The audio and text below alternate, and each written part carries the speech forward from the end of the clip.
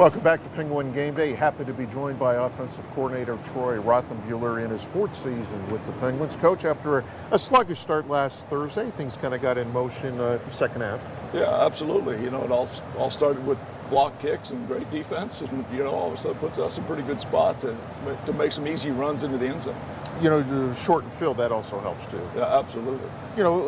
Mitch obviously took over last year. How has he developed and gotten better, in the first game of 2023?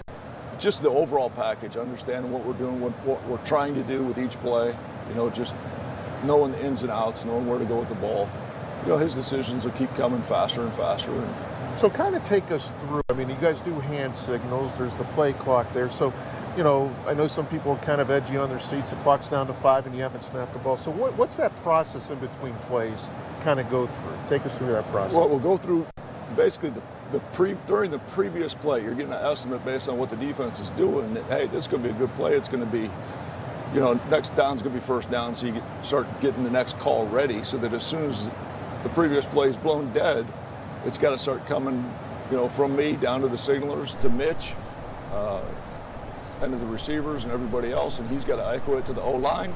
And at that point, he's got to check that play clock and see what's going on, see how much time he's got to make any adjustments.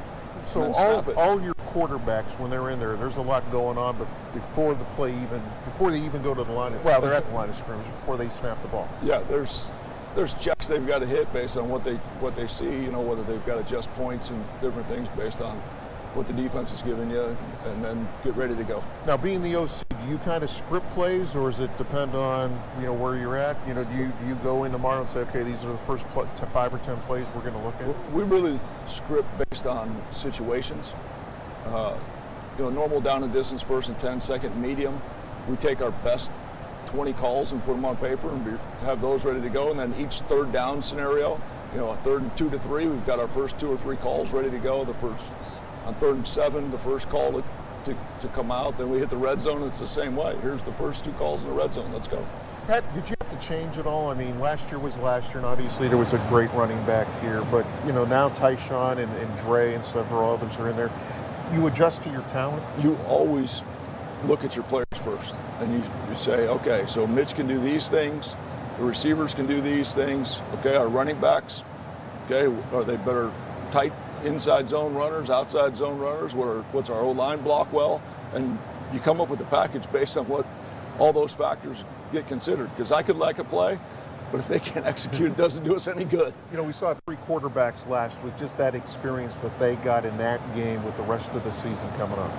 Really important to get those guys in. We had talked about it all week, and hey, we want to make sure we get Bo in, we get Max in, because those snaps count eventually. Somebody's going to get dinged at some point. Somebody's got to go in a game. It's nice to get some experience. You're an offensive guy, so do you want the ball, start of the game, do you want the ball? No, I'd rather defer, because I like the ball in the second half. You can control that middle 8.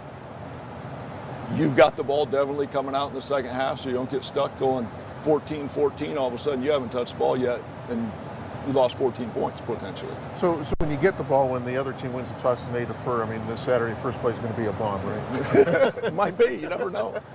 Coach, we appreciate your time. Best of luck on Saturday and certainly throughout the rest of the year. It's always a pleasure talking to you. Appreciate it, Dan. Good to see you. We'll be back with more after this.